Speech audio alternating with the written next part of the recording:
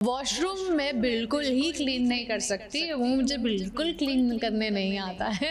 मेरी पूरी फैमिली बहुत एक्साइटेड है मुझे बिग बॉस में देखने के लिए। मेरे दोस्त ऑलरेडी बेट वेट लगा रहे हैं कि मैं किस दिन फटूंगी, किस दिन झगड़ा करूंगी, किस दिन कांड करूंगी, सब बेट लगा रहे हैं। मुझे अपनी आवाज़ से प्यार है। मैं अपनी आवाज़ किसी एक इंसान की तरह नहीं करना चाहती जो लास्ट सीजन था। बहुत लोग लिमिट भूल जाते हैं, बहुत लोगों को इंजरीज भी हुई है।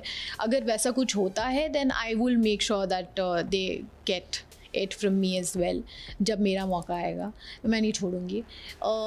जितना उन्होंने किया है उससे दुगना उनको भुगतना पड़ेगा। डिसीजन तो जनता पर भी है और बिग बॉस पर भी है। उन्हें जिसे भी विनर बनाना है वो बनाए, but I am only going to give my 100%। Hello everyone, मैं हूं सुरभि रन सिंह और आप सभी का वेलकम है फिल्मी बीट में। और आज हमारे साथ हैं जिया शंकर, जो इंडिया के सबसे बड़े रियलिटी शो, सबसे बड़े controversial reality show big Boss OTT season 2 में नज़र आने वाली। कितने एक्साइटेड हो आप शो के लिए?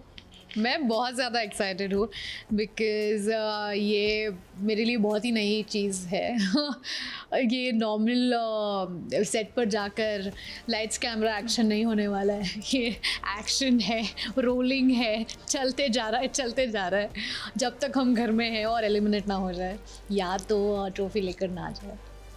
ओके, 24 घंटे कैमरे आपके ऊपर रहेंगे। सो जब आपको ये ऑफ़र आया सो कितना मुश्किल था या कितना इजी था आपके लिए डिसीजन लेना? बिकॉज ऑफ कोर्स बहुत चीज़ें माइंड में चलती है कि हम कैसे दिखेंगे, सिचुएशंस कैसे आएगी, हम कैसे डील करेंगे। सो आपके लिए ईजी था या डिफ़िकल्ट था? मेरे लिए ये उतना ज़्यादा इजी नहीं था because obviously when it comes to Bigg Boss OTT और बिग बॉस इन जनरल, ये बहुत सारी चीज़ें दिमाग में आती है। Whether I should take up this opportunity or not, how is this going to reflect on my career or my image or my reputation.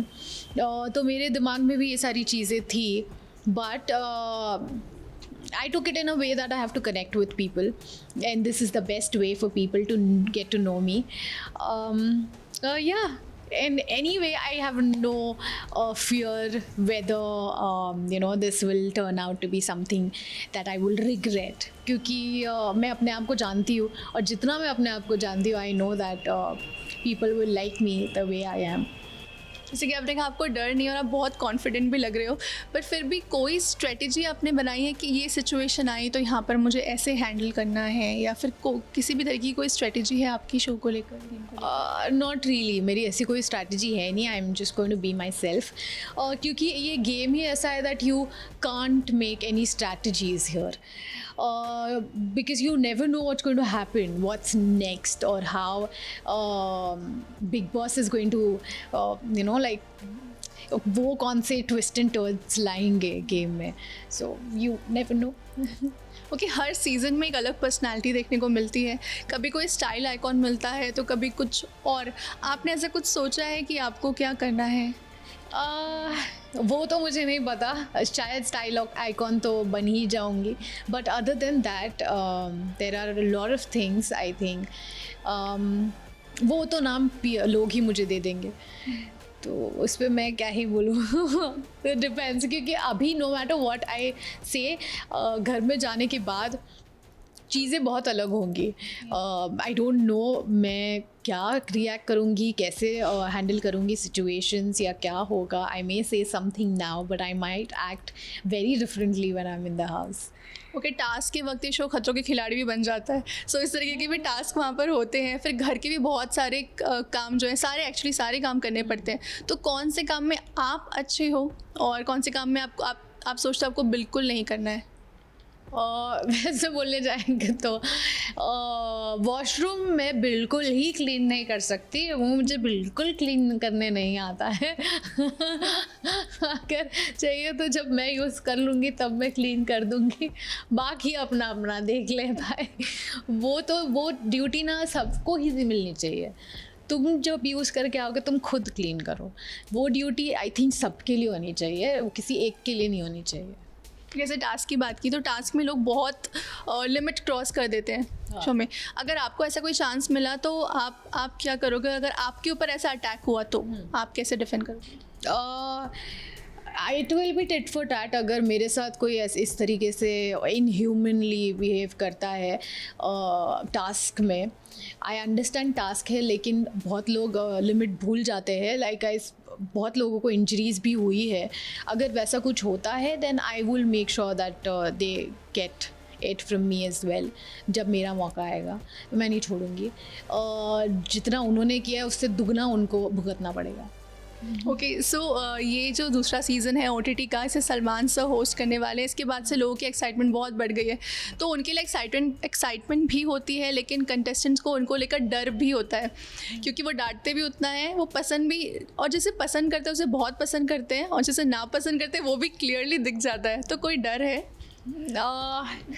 नहीं, वैसे तो कोई डर नहीं है मुझे, because at the end what ever it is it's coming from Salman sir. और मैं ऐसी कोई चीज़ करूँगी नहीं जिससे सलमान सर को गुस्सा आ जाए इतना ज़्यादा कि वो मुझ पे चिल्ला बैठे.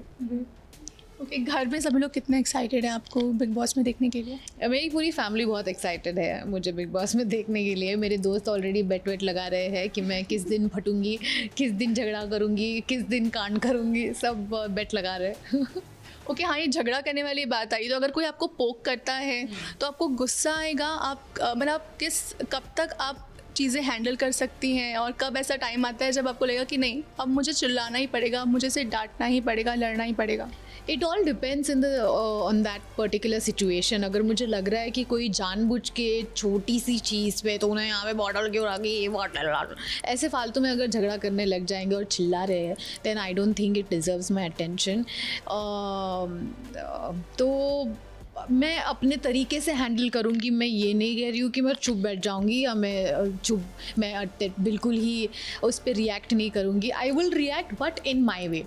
That doesn't necessarily have to be कि मैं चिल्ला दूँ और शोर शराबा करूँ.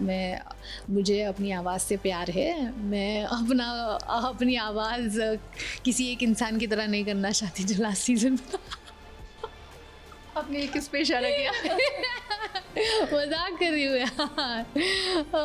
बट मैं बस ऐसे नहीं चिल्लाना चाहती, शोर शराबा नहीं करना चाहती. But anyway if that happens it happens. So इतने सारे बिग बॉस के सीजन्स हो गए हैं, OTT का एक ही सीज़न हुआ है, बट अगर पूरे सीजन्स की बात करें तो आपने कितना फॉलो किया है, या अब तक अगर आपने कम भी देखा है तो अब तक आपका फेवरेट कौन रहा है जो आपको लगा हो कि मतलब वो बिग बॉस के लायक है, शो के लायक है? I think Shiv. I feel he deserve to win. लेकिन हालांकि मैंने पूरा का पूरा सीज़न नहीं देखा है, सो आई कांट जज. मेरा जजमेंट गलत होगा. बट अगर इफ़ देयर समवन फ्रॉम जो भी जितना भी देखा है उसमें से I think Shiv I really liked him. Okay last season से ये सब कंट्रोवर्सीज भी हुई थी कि शिव को लोगों ने बहुत पसंद किया था, और जनता का विनर लोग शिव को ही मानते थे. उसकी पहले की बात करें तो जनता का विनर प्रतीक सहजपाल थे. और उसके पहले तो ऐसा बहुत बार हुआ है कि जो विनर बने हैं उन्हें या तो फॉलोअर्स की वजह से विनर बनाया गया है, या फिर कलर्स का फेस है ऐसा भी कहा जाता है इसलिए विनर बनाया गया है. लेकिन जनता का विनर हर बार ऐसा होता है कि कोई और ही होता है. आपको क्या लगता है इस पर? वो तो डिपेंड करता है, इसमें मैं क्या ही कमेंट करूँ, बिकॉज आई डोंट नो कैसे लोग आने वाले हैं, कौन आने वाला है. I have no idea. तो डिसीजन तो जनता पर भी है और बिग बॉस पर भी है. उन्हें जिसे भी विनर बनाना है वो बनाए. But I am only going to give my 100% and wish that I eventually lift the trophy. Okay इसके बाद कोई और प्लान, कोई और रियलिटी शो करने का? जैसे अभी नायरा खतरों के खिलाड़ी में गई हुई, आप लोग की कुछ बात हुई? हाँ, मेरी बात होती है उससे अक्सर. अभी भी जब वो खतरों के खिलाड़ी में है, केप टाउन में मज़े कर रही है, सो मेरी बात होती रहती है उससे. And I know that she is doing really well. Go Nayra. So I am hooting for her. I really hope वो जीत जाए खतरों. But yeah I am here for her. I am hooting for her. And जैसे मैं बाहर आऊँगी Bigg Boss से, we will celebrate her खतरों and my Bigg Boss together. Thank you so much जी हमसे बात करने के लिए, and all the very best. At last क्या कुछ आप कहना चाहेंगे ऑडियंस से? थैंक यू सो मच मुझे इतना सारा प्यार देने के लिए. I am very very grateful to everything that you guys have done for me so far. मुझे इस वक्त इसमें आपकी सबसे ज़्यादा ज़रूरत पड़ने वाली है, आपके प्यार और सपोर्ट की. तो जब भी मैं एलिमिनेट होने पर आ जाऊँ या नॉमिनेट हो जाऊँ, प्लीज़ मुझे सेव कर लेना, ढेर सारा वोट दे देना मुझे. और I love you guys. Thank you.